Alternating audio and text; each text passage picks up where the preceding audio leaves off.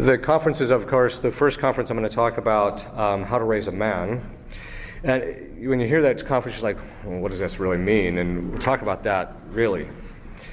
The second part of it is going to deal with spiritual warfare. I don't mind if you want to record the conferences, but if I ask that they be only for your private use, unless you've arranged with me in some other way. So part of that has to do with the fact that in relationship to the news media, there's a protocol that we set up in the Diocese of Tulsa that anything we talk about in relationship to exorcism work has to be cleared through the chancery. So that's the reason why. So that's for public dissemination. So, okay, how do you raise a man?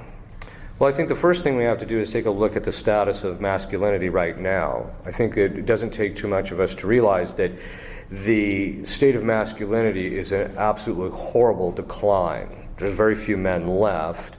It's in fact, effeminacy, which I'm going to be talking about somewhat at length here, is the norm, actually. In fact, to find a man who's not effeminate is very rare these days.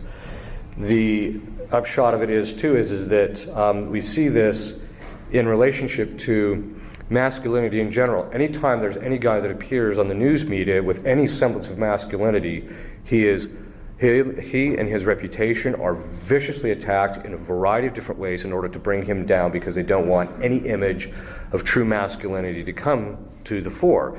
The question, and we're going to answer that question, what does a true man look like? Because I think there's even, some real misunderstanding about how that is, or what that is, especially in certain cultures where what passes for masculinity is in fact effeminacy. So this is something that we want to actually discuss. Adam and Eve at the fall, but I'm not going to talk too much about Eve this time. Usually I'm talking about Eve, but this time I'm talking about Adam. When Adam was at the fall, several things ended up happening that resulted in the effects of Adam's sin being passed not just to all men, not including women as well, but to men specifically. There were certain sins that he committed in the fall. The fathers say that Eve committed 5 and Adam committed 8 sins in the fall. Actually, I think there's a lot more there. And the fathers kind of talk about it off and on about, specific defects in masculinity that in men, not in masculinity, but in men that you see as a result of the fall. So basically what ends up happening is this. First, what's the definition of effeminacy? Effeminacy is defined by St. Thomas Aquinas as an unwillingness to put aside one's pleasure in order to pursue what is arduous or difficult. Then later in the Summa, he defines the sloth. He defines it the same way. Unwillingness to put aside one's complacentia, is the Latin word pleasure, or just being pleased in its comfort, in order to pursue what's arduous. Then he asks, well, what's the difference between that and effeminacy? And he says, the difference is this. He says, with sloth, it's an aversion to what's hard. With effeminacy, it's an attachment to the pleasure. That's the problem with effeminacy, is this disordered attachment to pleasure. And so what ends up happening is when Adam falls, what does he do? Well, the 5 sins that Eve committed, Adam also committed those same sins. And one of those sins that he committed was called inept joy. That is, when he looked at the fruit and it was told to him, hey, you're not going to die and you're going to get to know good and evil, he looked at it and his lower appetites took delight in the fact that it was pleasing. Now, reason knew, because he got the command directly from God, do not eat from the fruit in the tree in the middle of the garden. So that was what he was told. So reason knew, if I'm going to do the right thing, I have to die to myself and just not touch the fruit. God even says, don't even touch it, right? So instead, so he takes it, he looks at it, he takes joy in it, he allows the lower appetites to take delight contrary to reason, and then he eats the fruit, which then solidifies the decision. But what happens is that what the preternatural gift that Adam and Eve had before the fall, one of them, was integrity, where all the lower faculties were perfectly subordinated to reason. What happened is that the lower faculties took delight contrary to reason, so that when he made the choice to do that, it destroyed the gift of integrity, because he chose something in which he followed his lower appetites rather than reason. And so it gave the appetites an independence, a life of their own, right? So as a result, he chose that, to do that, and so as a result, he ended up pursuing pleasure of the thing, the delight and the pleasure in eating the fruit, etc., over what reason said. So that's where it starts. The second problem is that when Eve, and this is the problem that women have, one of the problems is that Eve eats the fruit, right? Adam shows up. What does she do? She hands the fruit to Adam, which is what? Her trying to take control of Adam. Hey, dude, here, eat the fruit. Take my lead, is essentially what she was saying. And so after the fall, then, that women have a problem with trying to control their husbands. That's the problem they got stuck with. The problem that Adam got stuck with, though, is when Eve handed him the apple, some of the fathers say that he didn't want to be separated from his wife in the fall. So that's one of the reasons he chose to consume the thing. So in other words, he chose the pleasures of being around his wife over what God told him had to be done. And so as a result of that, listening to his wife, my line usually is, you listen to her, now you're going to listen to her. All right. But the point is that he chose that over. That set up a dynamic in 99.9% of men where the wife pretty much rules the roost at home. And he just succumbs to that because of his subordination. He just wants the peace. He just wants to live with her in a pleasurable fashion rather than doing what he needs to do in order to lead a rightly ordered life. Then what does he do? Well, now, so to separate himself from his wife was also going to require a certain amount of self-sacrifice. So what he does is, then God comes and says, hey, what gives, man? What's going on here? I mean, obviously I'm paraphrasing. And he says, well, I ate the fruit that the woman that you gave to me, right? Two things he did. He was half blaming it on God and half blaming it on Eve, right? Which meant he did what? Part of effeminacy is choosing the pleasure of not having to take responsibility for something. This is something that we see pandemic right now among most men. So what happens is, instead he chooses him not having to take his beating. Look, you did something wrong, be a man, take your beating. Instead of doing that, he blames his wife, right? And then what does she do? She blames the serpent. So what happens is him blaming his wife was another form of effeminacy. This lack of taking responsibility, then, is another problem that men got stuck with. Okay. So since Adam fell, men have been stuck with this problem of effeminacy. So what are the sources of effeminacy that we're seeing today? By effeminacy, I mean in the sense of preferring your pleasure over doing the right thing or doing what's hard and difficult. That is very consistent in most men. You see that very consistently. In fact, it's rare that you actually see a guy who will sacrifice himself for his wife. What's interesting is there's built into feminine psychology, and this is what most guys don't understand. If you're effeminate, she'll never respect you, despite the fact that she might have appetitive pleasingness at the fact that she's got you under her control. But she'll never be happy with you. On the other hand, there is designed into women a natural inclination to subordinate themselves to rightly ordered authority in relationship to her husband. So if he exercises right authority, we'll talk a little bit more about that as we go along. If he does that, she will have a strong inclination to want to subordinate to please him. Okay. So today, effeminacy has been a problem throughout history. It ebbs and flows. But today, it's off the charts. It's so bad. It's just, you look at these guys and you just, the inclination is to, the disordered inclination that sometimes one must fight is to want to slap them and man them up a bit, right? Okay. So, but that, actually, when I was reflecting, why is it that when you see a guy who's really effeminate, you want to just slap him around, man him up a bit? I thought to myself, it's because we're going to talk about how you conquer that effeminacy. It's contained in that inclination. That is an actual natural inclination. Now, it has to be moderated, of course. Okay. But today, what are the sources of this effeminacy? It's the fact that in our culture, everything is too easy, too simplistic, and too pleasurable for men. That's the problem. So the ease and comfort of life, the fact that there's so few jobs out there now that require hard, difficult work, or that most jobs are just sitting at a desk, plunking away at a computer practically. So then, of course, there is the problem of technology. There's a philosopher by the name of Volitional who makes the observation that technology brings us a pleasure in its use. Every time we use technology, we get a certain pleasure out of it. And he says, as a result of that, the virtue that we must employ to subordinate that, to temper that, is temperance. Because if we don't, then the pleasures that come from the use of technology will make people soft, basically. Now, what's interesting is in Latin, there's two words for effeminacy. Effeminacia, from which we get the English word.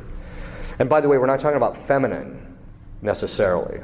Because you can see these guys, you even see it with these guys that are in professional sports. They'll be on the front line of a football team and they're just grinding it out and beating each other silly. But then when it comes to certain other things, like if you take their iPhone away from them, they're acting like a 4-year-old girl. Give it back, give it back. They're not. You're just like, what happened there? Okay. So the technology, basically with technology, especially the new forms of technology which feed a specific kind of effeminacy, and we're going to talk about what those actually are. It feeds a specific kind of effeminacy that you're seeing in men today, especially in the computer, on telephones, on video games, the TV, the computer, etc. That constant feeding of that desire for the pleasure that they get from using technology. And with men, it's worse than women because men are designed for use of tools, right? So with the use of tools, a guy gets a certain pleasure because his job is to work, right? So, work requires tools, and so whenever he has a really good tool, he enjoys it. In fact, one of my lines to guys is, you can never have too many tools, right? Okay, because that's just a man thing, right? They can have a gajillion different tools. It's the same problem with the technology, because the technology is just a form of a tool, and what happens is if a guy uses that regularly, it creates a problem. Now, here, this is one of the signs you see. 50 years ago, if a man reached the age of 18 and was not mature enough to assume the essential obligations of marriage, it was categorically considered to be something wrong with him. Now think about what that means. Most men today, when they reach the age of 18, aren't even mature enough to know how to tie their shoes. In fact, why is that? Because they haven't spent any of their life doing the things that build masculinity. Instead, what they've been doing is feeding the appetites of pleasure nonstop, day in and day out. They wake up late, which is what? They're sleeping, they're getting the pleasure out of sleeping. Then they get up, they play video games, which is pleasure. Then they'll surf on the internet, then that's pleasure. Then they'll sit there and watch TV, that's pleasure. And then what do? They'll go read porn or do something else, and then that's pleasure. Every level, the boys are just being overstimulated in relationship to pleasure. That's also one of the reasons why this overstimulation in relationship to pleasure on every level, in relationship to technology and everything, is also why most kids today, not all of them, most boys today don't have any personality whatsoever. You talk to them, they're like, there's just nothing going on upstairs, because it's not that stimulus that comes from the technology, but that pleasure that's constantly there has made them soft. So the first word in Latin is effeminacia. The second word is molitias. Now molitias, for the word for effeminacy, molitias has three meanings. One is effeminacy. The second one is softness. So when a guy constantly pursues pleasure, it makes him soft, right? And you see this. The guy who pursues pleasure just lays around all the time and becomes physically soft. If he's going to pursue what's hard, then he's, in other words, to do the things that make him physically just look like be a real man, just on a physical level, he's going to have to engage in things that are going to be hard. But the third meaning is masturbation. That's what that term means. And so that in the medieval period, a problem of self-abuse, which I can tell you as a confessor is a complete problem, not just among men, but it's also becoming a big problem among women, is that it's such a pandemic of an issue that what's happening is that it's feminizing and it's softening them guys, and they're not man. This is one of the reasons I tell people, look, part of being a man is being chaste, because chaste is hard. It's not easy, and a real man is chaste. Okay, so that being said, there's this constant feeding of them. And, and the music too. Because we get a certain aesthetic pleasure out of music. Music's not evil. It's just that we get a certain pleasure out of it. And then the kids are listening to that nonstop. I mean, literally, if you watch your average kid on the street, he's either got something in his ears, or he's working on something, or he's doing, it's just nonstop feeding of this appetite for pleasure. All this is going to mean is when it comes time to put that pleasure aside, he's not going to have any virtue in order to be able to do that. That's why he can't assume the essential obligations of marriage when he's 18, let alone 35 and 40 now. So, then, Fulton Sheen comes along, and Fulton Sheen says, what is the cause of maturity? He says maturity comes, and this is very true, especially with relationship to men, he says maturity comes from pain and responsibility, suffering. That's how you mature. And those two things, we're going to talk about that as we kind of go along, those two things are going to be the hinge point upon which masculinity is built. Suffering and responsibility. So that's part of the problem with the technology. Parents put the kids in front of the technology, they let the kid do that all the time, and the kids don't have any chores because life has gotten so simple. By the way, I'm not against the common modern form of life, I'm just saying how we're approaching it is not virtuous. So, and then we don't give them any responsibility through their teen years. Then we wonder why we're 18 and we can't even trust him to take out the garbage, right? So this is what's happening here. There are 4 forms of effeminacy. The first is sensual, and by sensual effeminacy we mean the guy who's just really can't get past pleasures of touch. And that doesn't necessarily mean matters of the 6th and 9th commandments. It can also mean matters of food. He can't put aside, he wants to just lay around physically. He doesn't want to do anything that's really hard or arduous or difficult. The minute he's asked, what does he do? He starts complaining and whining like a little brat. Right? Okay. So there's the sensual effeminacy. And that one's pretty common. That's probably the more common one. But one of the things that's occurring now is, I should say it used to be the more common. What's happened is that is now coupled with the next kind, which is appetitive effeminacy. Now, here we're talking about the sensitive appetites of the irascible and the concupiscible appetite. Those are the two appetites from which emotions flow. Okay, they're the faculties of the emotions. So what happens is what we're doing is we take little Johnny to school. How did you feel about that, Johnny? My tendency is wanting to slap the teacher. Johnny feels great when I slap you. No, okay. So the point is what? Is when you get boys and men habituated in following their emotions because of the pleasure that they get from that, you destroy their masculinity. You completely destroy it. Because in the end, what you're going to end up with is a guy who just follows his emotions because they're pleasurable or he doesn't want to fight them, rather than doing what's really hard and difficult, that is following reason. This is one of the things that's a real danger in our culture right now, because that following reason, right reason, as a habitual practice among men is completely being beat out of the men right now. In public schools, in the cult, in the news media, in every form of media there is, it's just being beat out of them. The guy that's really likable by women is the guy that can sit there and emote. That's the picture they kind of keep portraying. No, he's not. I mean, most women who have any semblance of virtue can't stand the guy who sits and emotes all the time. In fact, they're just like, man, that guy's not being around a woman. Now, don't get me wrong. Why is it that that's okay for women? Well, it's not exactly okay for women, but here's the thing. The centers of emotion in the women's brain is actually quite a bit larger than ours, the men's. And part of that has to do with the fact that it's necessary for women to be able to emotionally empathize with children in order to direct their psychological life in their earlier years to what is rightly ordered. And for example, this is a common example I give. So a child runs along and he falls down and he bangs up his knee, right? Now, the man's thing was, pick him up, let's go, we got to get going, right? And the kid's like, but this hurts. Shouldn't something be going on because this hurts, right? Well, so in other words, that this is a true evil, And what happens is if that's not properly addressed, it actually causes a psychological disorder called disassociation in people's mind, in children's minds. So whereas with women, when they can empathize with that, yes, that's really bad, I'm really sorry. That's proper to women, right? It's not proper to men to sit around emoting all the time. Now, here, let's be clear. Your emotions are for your children, not for your husband, by the way. It's not there to emote all over your husband, because what's going to happen is you're going to drive him out of his mind if he has any semblance of masculinity. Okay, so, but the point is that a guy who is trained to constantly follow his emotions or talk about his emotions and all this, not that he shouldn't have some facility in that regard, but when it gets to the point where he is just, that's all he wants to talk about, you're just like, man, this guy's driving me nuts.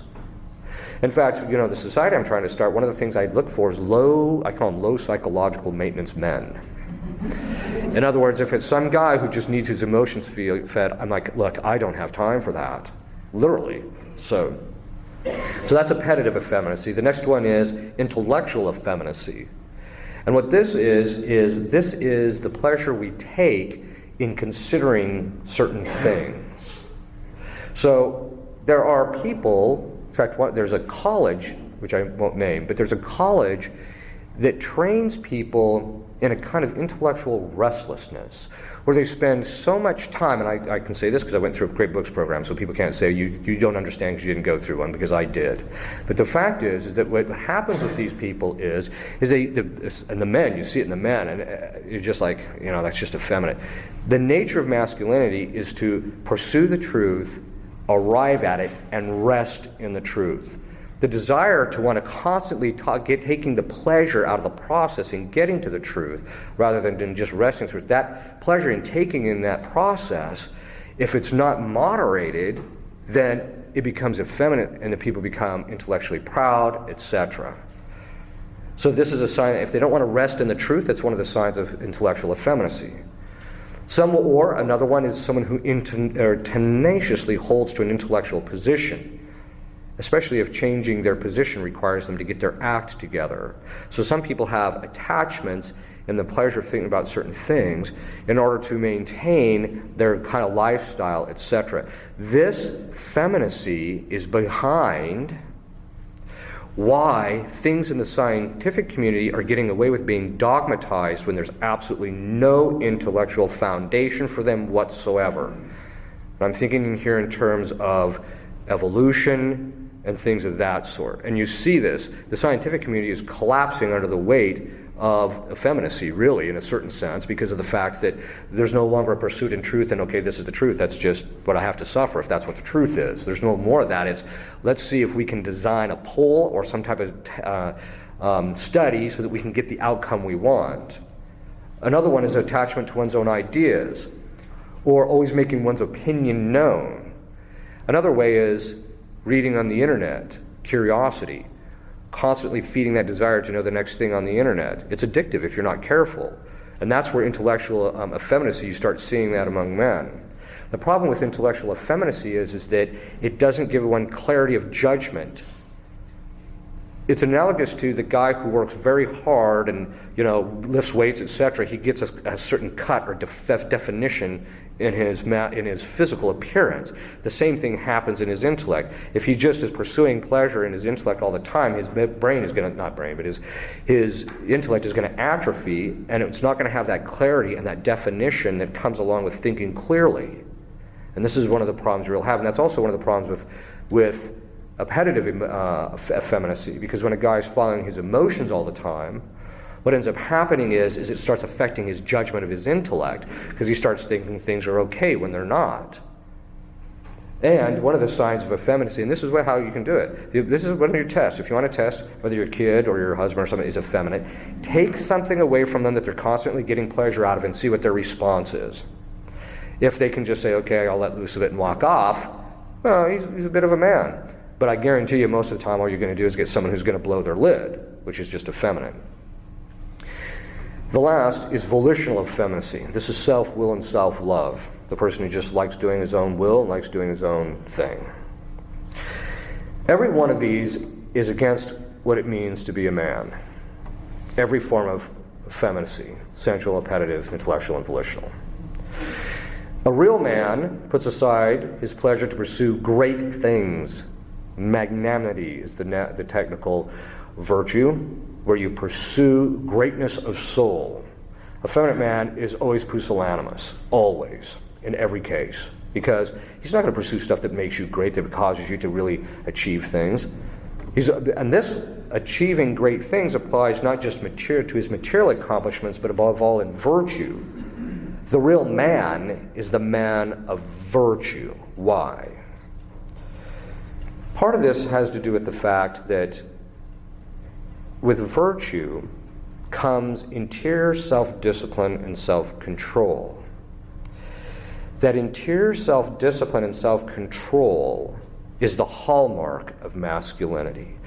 The guy who can stand in the face of evil or pleasure and maintain his interior control is the guy he's a real man, because he can engage things that are hard and arduous and still remain steadfast. Whereas the guy who sees that and then he just wilts, well, the guy's effeminate. Many men today have not conquered even elementary vices in relationship to temperance. Everything from the sixth commandment all the way down to the gluttony. I mean, you see them, they're eating constantly, right? There's no sense of, I have to get this appetite of mine under control. So there's that problem. And as I mentioned, that the problem with self-abuse and pornography is so off the charts right now. It's just like, we got a major issue on our hand. And it's just making men effeminate. Most men don't conquer that until they're much later in life, which is unfortunate. Next is the appetitive. So guys who are more emotional than women are, and this has become a major problem even in the traditional movement. You listen to these guys talk, and you're just like, aren't you ashamed of yourself? Shame is the fear of being perceived as lowly. You're emoting and babbling and carrying on about your wife's behavior like you're a 3-year-old boy. You should be manning up and just say, okay, look, that's how she acts, or that's how he behaves, or she tells me she doesn't want this, she doesn't want that. Okay, I got to man up and accept it. By the way, I'm not suggesting that you follow your wife's lead. What I'm just saying is that many men in the traditional movement use the authority structure that God put in place as an excuse not to do the things that are required of a man. They make their wives do it. They make their daughters do it even. They'll make their daughters and wives go out and get jobs, or their sons go out and get jobs so they don't have to get a job. Now, I'm not talking about a guy who's struggling and trying to find a job, especially in the current economy. But here we're talking about the men who will use it, or even the guy who tries to boss his wife around and get her subordinated to her so that she does whatever he wants. That itself is effeminate because you're not controlling yourself. One of the signs of lack of interior self-control is the fact that you want to control everything outside of you, because why? If you don't, then that lack of interior self-control is going to cause you pain. So what do? You try and control everything around from the outside. And that's why I tell guys, look, if you have to control your wife, that is effeminate too. It's a sign you can't stand on your own. You're trying to impose your will because there's some insecurity interiorly, which again is a lack of masculinity. Then there's intellectual. True manhood submits to the truth regardless of how hard it is. When I first started studying philosophy, one of the principles that just stuck in my mind was you have to be willing, and this is part of just intellectual humility, you have to be willing to pursue the truth wherever it leads, regardless of the personal cost to you. Because if you don't have the truth, then it's already costing you. And if you come across the truth, then you at least have something, even if it means you have to give up a whole lot of things. But you have to be willing to follow the truth. And a lot of times that's hard. You see that even with most men today, and you see it, the Congress, somebody will do something, and then the Congress, they throw their fit, and then of course the news media beats them up, and then they say, okay, So there's no stick-to-itiveness of what is actually true or not. Then there's volitional. The very nature of masculinity is self-sacrifice. St. Thomas says that the one thing that God wants from every rational creature, whether it's angelic or whether it's human, is the sacrificing of their will to His. Why is self-sacrifice integral to being a man, more so even in a certain sense than a woman? Women have to do their sacrificing, but in a different way. It's for this reason. God assigned it that way. First, He created man in a way to engage things that are hard and difficult, and to do that requires you to deny how you feel in order to achieve this. Second, when Adam fell, because he took the effeminate route, God said, oh, no, you don't. He said, now you're going to work by the sweat of your brow, so it's going to be hard, you're going to be sweating. So interiorly you're going to have to really muster the energy to do this, which requires self-denial and self-sacrifice. And two, it will be in thorns. It's going to be painful for you to do this. Okay. So God basically then said, oh, and by the way, blaming Eve, not good enough. Guess what? Now you have to support her. So you tried the irresponsible route?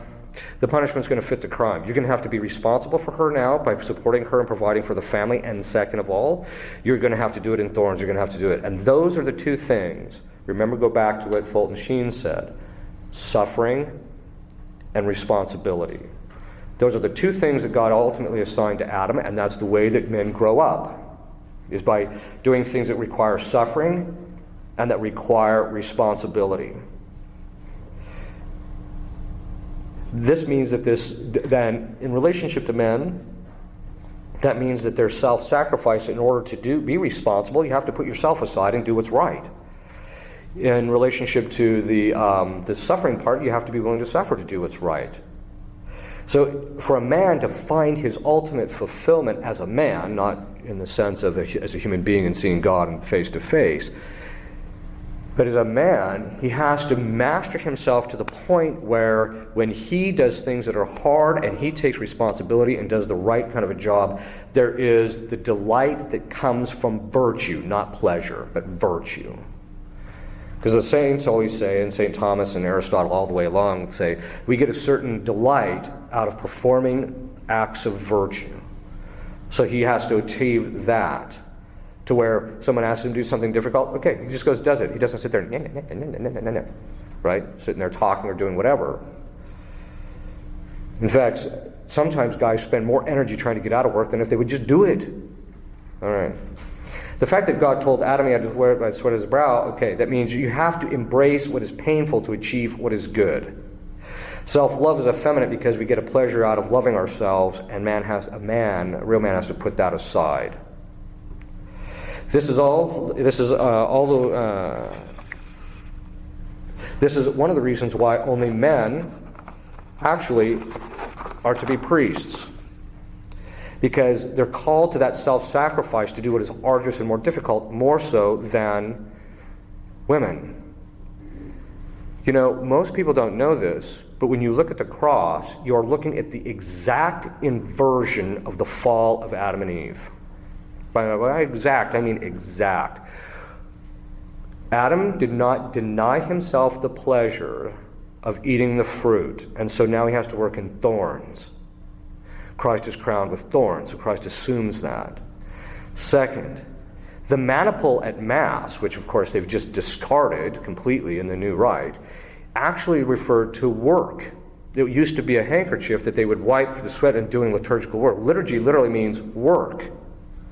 So that Christ, when he hung upon the cross, he had to carry the cross, and that's why there was the sweat and blood in his face that they talk about when St. Veronica wiped his face.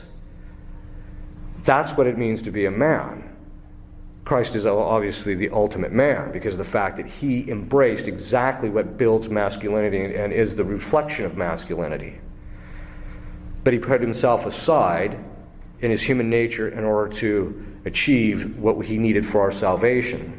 But this is why priests are supposed to be men. Women aren't called to that same kind of a thing. This is why men are called to work in the workforce. Normally speaking, women aren't. I mean, they can work. Sometimes they have to work. But the second thing is, this is one of the reasons why men are called to war. because of the fact that it's hard, arduous work. My dad one time said, he said, you know what the problem is in the priesthood today? This was about 2 years before I was going to get ordained. And I just wanted to hear what he said. I said, no, what do you think it is? He says, there's no more men left in it. You see this all the time with priests. They'll sit there and they'll tell people in confession, oh, you don't need to confess that. Don't come to confession unless you have something mortal. Because why? They're lazy and they don't want to work. Or you'll see the priests don't want to toe the line in relationship to doctrinal teaching because of the fact that they know they're going to have to suffer in the process of doing that. And this is one of the signs that we've got a big problem on our hands. Pornography is obviously all four forms of effeminacy. Intellectual, because of the delight that one gets out of seeing something new. The volitional, because you're choosing this to pursue the pleasure. The sensual, and then the appetitive that all goes along with it. Therefore, we reach a point of conference, okay, so what does this end? What is this guy supposed to look like? What does it mean to raise a man? First, so we have to know what the end is. This is what a man is. The second one is, this is how you get there. The end. Given what we said above, these are the traits of a true man. One, self-sacrifice, especially in relationship to his wife and his children. I tell guys, this is the moral of the story.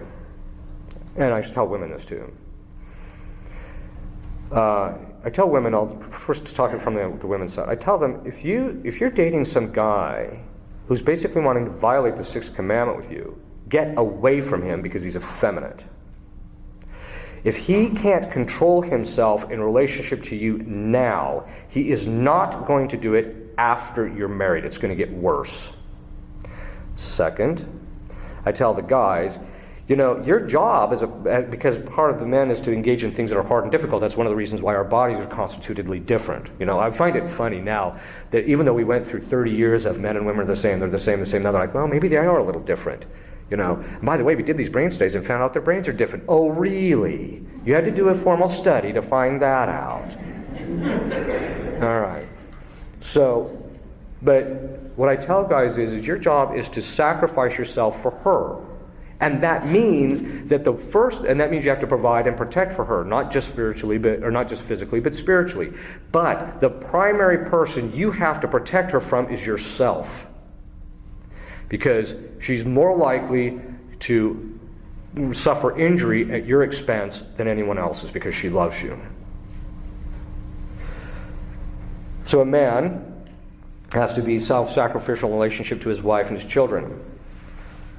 Any guy who doesn't master chastity, whether in or outside of marriage, is no man. A true man never counts the cost in terms of pain, but in proportion to the means to the end. In other words, he doesn't look at it like, oh man, that's going to really hurt.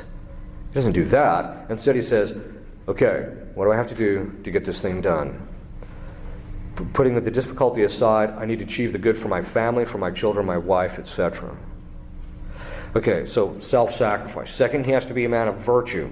First, he has to be a man of temperance. If he cannot put aside the pleasures of food and drink and women, he is no man. He's only thinking of himself. He's just selfish. This is one of the reasons why, you know, when they sit there and say, oh, he's a real man because he's sleeping with all those women. No, he's not. He's effeminate because he won't put aside his pleasure to protect these women from him. This is effeminate because women were designed... So if he thinks about himself all the time, this is effeminate because he wasn't designed that way. By the way, I don't know if you've noticed, the boys that are growing up today are miserable. Miserable. You look at them and they don't have any semblance of masculinity, and they are absolutely miserable. And I think it's because of the fact that from the time that they're little, their masculinity is being beat out of them. Well, we have natural inclinations. God designed us this way, and if you act contrary to nature, it's going to dysfunction and you're going to be miserable. But here, when a guy is constantly thinking about himself, it's effeminate because of the fact that that's the dynamic that God placed in women, not men. Why did God place that in women, where women think about themselves more than and ironically now women are thinking more about other people than the men are? And it has to do with this. When a woman, and we see this actually playing itself in the context of Adam and Eve, God created in Eve an inclination. It says he led her, Eve, to Adam, and that leading meant that God placed in Eve the inclinations to be judged suitable to Adam. But that meant that she had to be concerned about that she has the proper appearance, not fake appearance, but real appearance, that he's suitable, that I'm suitable to him. Okay, so that meant that women are kind of designed that way to be more concerned about their appearance. Second, a woman, because of the nature of childbearing, has to have the husband support her so she can take proper care of the children. That being the case, that means that she has to look for a guy that's going to take care of her, not for her sake, but for the sake of the children. And that's where the real difference lies. A real woman looks at it for the sake of the children and not for her own. A fallen woman looks at it from her own point of view. So that designing, because the woman is kind of the pivot in the family. The husband, he leaves his wife to go to work and he comes back. The children stay with the wife, generally speaking. And so she's the one to whom there's a kind of a fixity as to where they're going to be, etc. Where she is, that's where the home is. I mean, you hear that constantly, or you see that even in plaques. But that's why women are more concerned about themselves to some degree. Now, that obviously can go to extremes. When men do that, it's effeminate, because that's not the way they were designed. They were designed to put themselves aside. Next, he must have fortitude. A true man finds doing difficult things fulfilling. He likes doing them. Now, it doesn't mean that that's the only thing he does. It's stuff that's hard and difficult and burns himself out. But we're just saying that, a hard day's work, when he gets done, he likes the feel of being physically exhausted from it. Because it was what he was designed to do. By nature, men should excel more in fortitude, women in temperance. Especially chastity and modesty in relationship to women. Although here's the irony of it. Men's excelling in chastity is less so for themselves and more so for women. For women, chastity is more about themselves, because if they're not chaste, they could end up pregnant. Whereas for a guy, if he's not chaste, he can end up getting someone else pregnant. So it's not so much about him anymore. So that being the case, he has to look at chastity and those things from the point of view of guarding the integrity and the spiritual and psychological and physical well-being of women. That's how he has to view it. He has to be a man of justice. Here again, sacrifice. But also the virtue of religion. Nothing drives me absolutely more nuts than when you get some guy saying, praying is women's stuff. Yeah, right. That's just your way of being effeminate. I'm taking the masculine route. I'm not going to go stand outside and have a smoke while everyone's in at Mass. There's certain cultures that do that. And I'm like, yeah. If I was a priest, I'd stand out there. First Mass started, I'd say, every one of you guys that's not effeminate, get in here right now and start your praying. Why? Because praying is hard. The matters of religion are hard. That's why they're masculine. In fact, it's a disaster when in the church all the matters of religion are being ceded to women. That's a problem. It's a sign that masculinity has collapsed among the clergy. So, a guy who does not pray or tend to God above all is effeminate. The idea that the role of women, that's the role of women, that's just an excuse. He has to maintain, in relationship to justice, he has to maintain authority in the home and does not cave to effeminacy in relationship to his wife, who wants to usurp his authority due to the way Eve handled the problem. That's the real problem that women have when they try and control. It's the sin of usurpation. They want to usurp the authority that's proper to Adam. He has to maintain that, but at the same time, he has to do it in a matter of equanimity. In other words, he has to do it in justice. He can't do it just to hold her down and get some satisfaction out of it, because then it's about himself, which again is effeminate. It should be about her well-being and theirs. He does not, as a matter of justice to his children and wife, to maintain right order and therefore peace in the home. He does not pursue peace at the expense of his authority. Peace brings a certain pleasure. And so if you're not careful, he has to seek the tranquility of order. He has to establish right order, and as a result, peace will occur in the home. But that can't be his end. His end has to be what is spiritually best for everybody involved. A true man knows that authority is for those under him and not for himself. That's the whole structure. The structure of authority has absolutely nothing to do with the person who has it. It has to do with the protection and providence for those under him. This is a major problem in the traditional movement. Because men who are kind of rediscovering, well, I'm supposed to be the authority, because they have no virtue, and because many of them are effeminate, they have no ability to exercise authority in a balanced manner. So how does that come? Well, the way it comes is we'll see this, you have to first raise the men up, raise real men, and then they'll just have that balance on their own. But if you don't raise real men, you're not going to have that. Your wife and children are not there to serve you. And one of the things I hear from time to time, guys like, oh, changing diapers, that's women's work. Oh, really?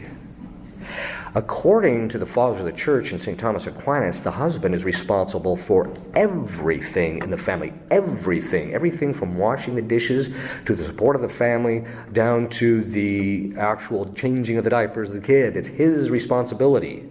Now, God gave him a helper, that's what Scripture says, not a slave, a helper who's there to help him accomplish what he is responsible for. That's his wife.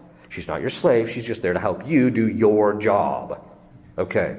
Now, it's true that God naturally delegates to women by giving them certain perfections so that it's, for some reason or another, women can do a lot of things much more easily or much more habitually than men, generally speaking. We're talking generally. But the guy who says, oh, that's women's, but, again, it's effeminate. Really what it boils down to is he doesn't want to deal with the smell of the diaper. I'm like, really, it's on that level? So, and a lot of times they hang it on, well, I don't want to be considered effeminate. And part of it is because not knowing right order, the feminist movement basically said you have to make your husband start doing all the work, which is not true too.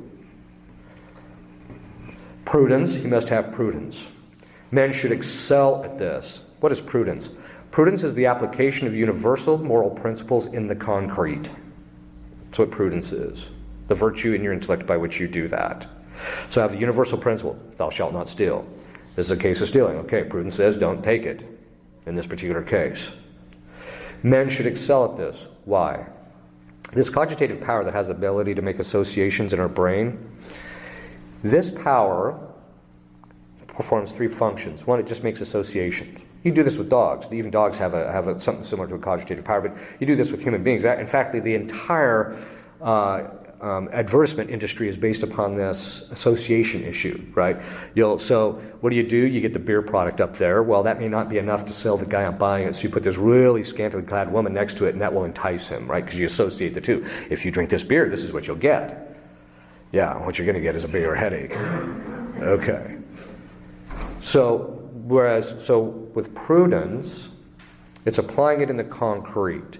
The second thing the cogitative power does is it makes an assessment about whether something is good or bad just on a purely physical level. So if someone's bashing your hand, your cogitative power starts saying, okay, this isn't good, but before you even have a chance to make a judgment about it. The third is it prepares your images for abstract thinking. Women are designed more for the second operation of the cogitative power than the third. And by that we mean that women have a better grasp and ability to size things up on a sensory level when they're good or bad. That's called women's intuition. But it also is there because, remember when I said it assesses whether something's good or bad? Out of that assessment can arise your emotions. And so women are designed more for that because of their emotional life is meant to help children. Men, on the other hand, are designed more for abstract thought. So when a guy is doing following these emotions, he's actually short-circuiting that ability to think clearly. That's what I was talking about in the past. So why is this important in relationship to prudence?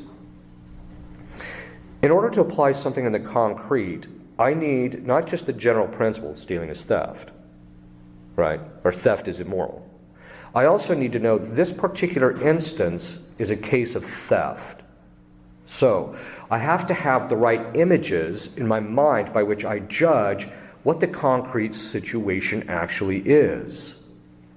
So if I see something and I don't have all the imagery necessary or the information necessary in my images in order to judge that this is an act of theft, if I take this, then I could end up doing something that's not right. Okay, here's the problem.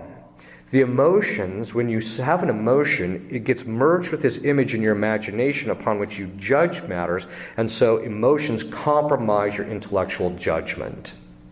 So the more a man thinks according to his emotions, the more compromised is his judgment going to be about particular things. Because it's in the image that these particular things, the abstract things, are in a different part of the intellect. So when he goes to be prudent, when he's trying to apply this in the concrete, if he's following his emotions, he's never going to be prudent because he's never going to be able to apply the universal principle concretely in the right way. This is why most trad guys are just all over the map when it comes to knowing how to exercise proper authority in their home, because it's all an emotion rather than reason, hard reason. This is the best thing. We got to stick to it. Men should excel in prudence, but instead they're not.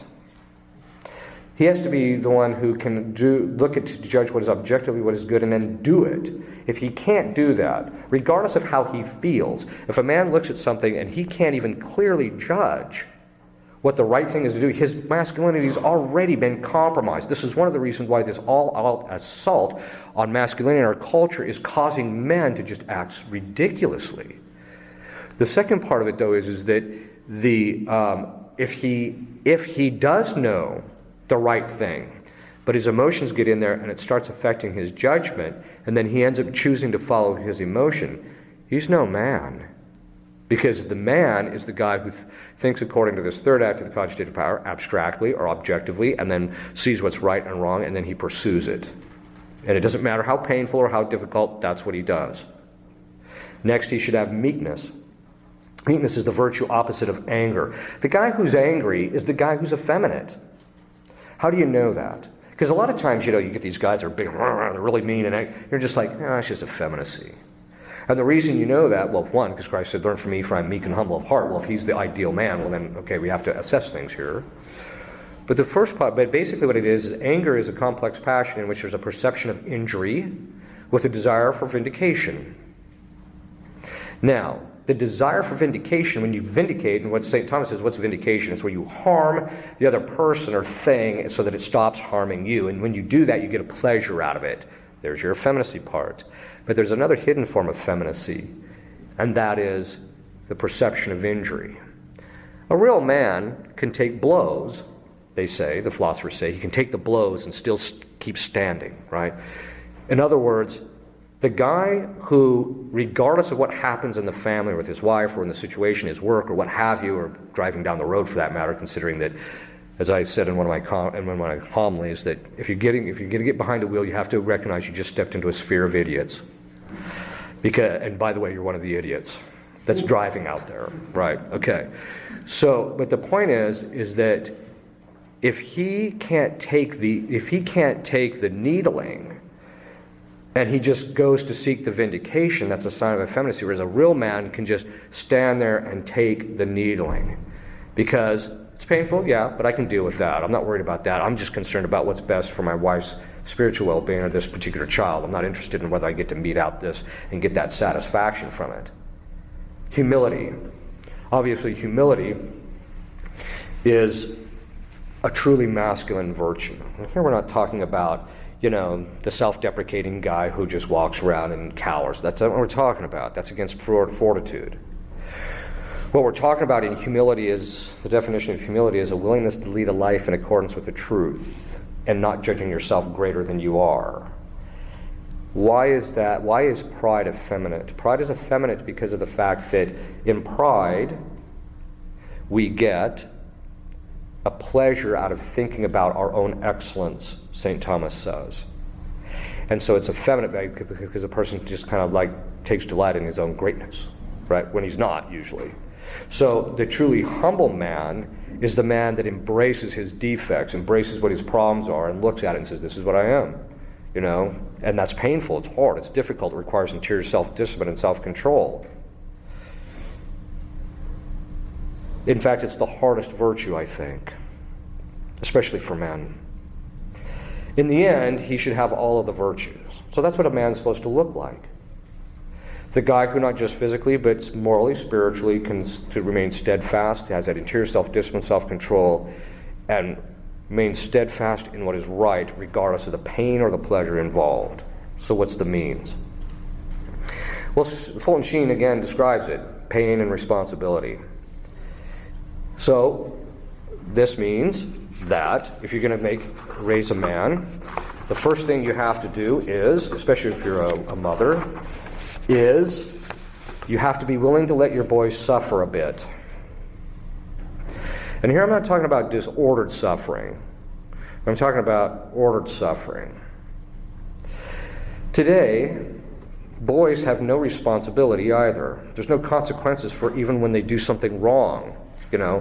Recently, one of my relatives, this 18-year-old boy, goes ripping in his dad's new Camaro, plows into my relative, and then he just goes home. The dad buys him a new car, and then they think it's over with. No. He should have to go to work and have to pay compensation for this. Instead, what did they do? Well, we'll send him to this one school so he can be reformed. It wasn't even a school. It was a place where he got to go and hang out and have a vacation for 6 weeks.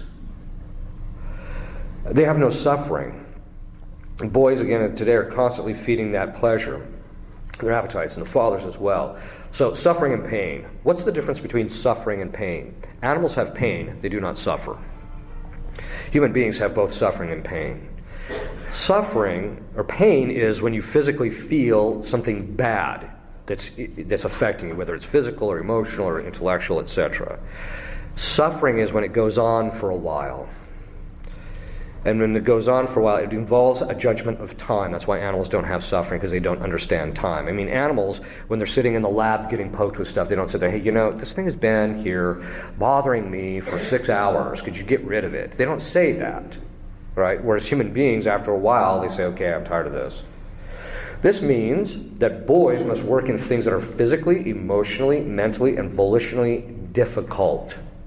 They must be required to encounter things that are physically difficult to do, emotionally, where they have to put their emotions aside, mentally, and volitionally. They must be put in situations where they are consistently engaged what is hard to do to build self-denial in every level. It has to be a consistent thing that they have to come up against. Now, by consistent, I don't mean constant. In other words, if a guy is really going to become a man, he has to be someone who is given the age, because it's also based on age. You don't make some kid who's 5 years old go out and till the yard, right? But you might tell him, okay, put your toys up, do these things, but once he goes through puberty, he has to start doing hard physical work. He has to start doing things that are difficult, and he has to be doing them consistently. And by consistently, I mean not just 1 hour a month. That isn't going to be good enough, because the rest of the time he's going to be feeding his pleasure, and all he's going to be thinking about is, when is this hour going to get over with? Instead, it should be 1 hour to 2 hours every day or every other day. I mean, it should be stuff that's hard, it's difficult, and it's something to do. It's stuff that he has to engage in that's difficult. If it is inconsistent, again, he will not learn to work hard, but to figure out how to avoid hard work. They must be shown the value of that hard work and what they achieve through that. So there's two sides to that. One is he should get some kind of a remuneration in some sense, if possible, that he should, go out and work and do this so that you can actually, and then you give him the 50 cents an hour or whatever you want to give him. But you make him do the hard work, and so then when he gets the thing, he realizes, okay, this has a good end. But the second part of it is he has to be encouraged. Hey, you did a good job. That was hard work. I'm proud of you, etc., so that he recognized that there's that affirmation of, this is a good thing. This is one of the reasons why giving your son everything he wants without making him earn it is bad practice. It's imprudent. Because what's going to happen is he's never going to learn what it really means to be a man by doing things that are hard and difficult. He must be taught by example. If the father is absent or effeminate, it will be very difficult for the boy to become a man, because we learn through seeing. Usually one of two things will happen. The guy will just become effeminate like his father, or what he will do is he will go to the opposite extreme and pursue effeminacy in a different form, like getting the joy out of beating other boys up or things like that. In fact, remember when I said that, you want to kind of slap him around and man him up a bit? That's the suffering side of it. You want to make him suffer a little bit so that he has to deal with it so that he can put his pleasure aside and actually become more masculine, maybe actually matures. The work must be moderated according to age and condition of the son so as not to be too much, but also not to be too little. He must also see the father practice the theological virtues, especially prayer, so that he learns that being a real man includes rendering to God his due and not just indulging himself. While the mother is sitting in there praying in her room and he's out there watching TV drinking beer, although I like watching TV and drinking beer myself, that's not the point. Okay. He must learn meekness when things do not go his way. He must learn to moderate his anger. When I grew up, if something didn't go quite your way, if you blew your lid, you got your fanny fanned as a result of it. And it was basically, hey, grow up. This is just life here. He must learn humility in all matters. Technology must be kept to a minimum, that is, used only for what is necessary as a general rule. He must see technology as a tool and not a toy, that is, a means of accomplishing those things for those under him rather than for his own indulgence. Having him exercise virtue and self-restraint in these areas and rewarding that will help him to moderate himself. In other words, when you're first moderating it, you kind of got parents have to do it, but at a certain stage, he has to get on the honor system where he's the one moderating it for his own sake. Recreation must be seen as a means and not an end. Aristotle says that we engage in recreation for the pleasure's sake, and he says, why pleasure? Because he says pleasure, and St. Thomas picks this up, because pleasure recreates the soul when it's done moderately. If it's done immoderately, it causes the soul to dissipate, they say, which is true. Mothers must avoid the tendency not to want to see their boys suffer. Women are, and then there's the other side of it, is women are actively trying to destroy masculinity. Feminism, by the way, is ultimately just self-hatred. Most women who are feminists say, I'm fighting for the rights of women. No, you're not. You're fighting to make yourself feel better about the fact that you're a woman. Two things. One, being a woman is a perfection, just as being a man is a perfection. So you shouldn't have to feel bad about being a woman. In fact, being a woman is a great thing. Second, that in destroying the masculinity, so that's what they try and do. I mean, basically what feminism does is it wants the reminder of who they are as women by virtue of the fact that there's a man standing in front of them. And so what that really is it's that self-hatred, that self-loathing that they have in a relationship to this. And how do you know this? I deal with people like this all the time. You can see this. Even women who are really feminine take real delight in seeing a guy who's a real man. Whereas the feminists, by real women, I mean in the sense that they have the self-possession and self-control too, and they're very virtuous, etc. And they just love true masculinity. Whereas women who are feminists are miserable. Every one of them who says, it's very similar to another problem in our culture. There's another problem in our culture that's very similar to this. It says, if everybody would just approve of me, then I would feel fine about my condition. No, you will not. Because the problem is endemic to you. It has nothing to do with those things externally. Now, this doesn't mean that this does not mean that women shouldn't be treated with the proper dignity that's true to them, and both in their human nature and their perfection as women. The real problem with femininity, or feminism, not femininity, feminism is it wants to ultimately destroy what is feminine. And that's sad, because what's feminine is beautiful. Not just physically, but psychologically and morally, etc. That's the sad part of it. So one of the things they have to do is they have to emasculate men so they don't feel so bad about themselves. Okay, so suffering. Men have to be willing to suffer. Women have to let men become men. And that means letting their boys suffer. Guys will take the boy, and by the way, we're going to wind down here in I'll just got a little bit more, so bear with me. Guys kind of wait for the day in which they can take little Johnny, who's 4 years old, right? Okay, Johnny, we're going to go to the boxing ring. I'm going to put these boxing gloves on you. Of course, they're so big you couldn't wield them with much force, right? And you put him in with some other guy. So, and then you say, okay, guys, whoever hits the guy in the chest the most wins, right? And so you see the little kids trying to beat each other, right? And the guys are like, that's it, that's my boy, right? And the reason being is because in that process, the kid learns, okay, I can take a bit of a beating and still stay standing and not have to flee the situation. Obviously, this has to be moderated. I'm not suggesting, by the way, you put your kids in boxing rings. But what I'm suggesting is that women have to let their boys be men. Responsibility, that's the next means. The boy must see the father not capitulate his authority in the family, because as soon as he sees that, he'll learn that the path is the easy way, the way of pleasure. He must also see his father exercise authority responsibly, because if he doesn't see he'll grow to hate masculinity, because he'll see that the injustice is being done against his mother. Not always, by the way, in the sense of he may not always grow to hate masculinity, but he's going to grow to have that impiety in relationship to his father. And you see his father showing that his authority is and when he sees his father exercising it properly, you see that, hey, my dad's a real man because he's doing this for the sake of everybody else, not for himself. He must see his father show true love for his mother and a willingness to sacrifice for her and her children.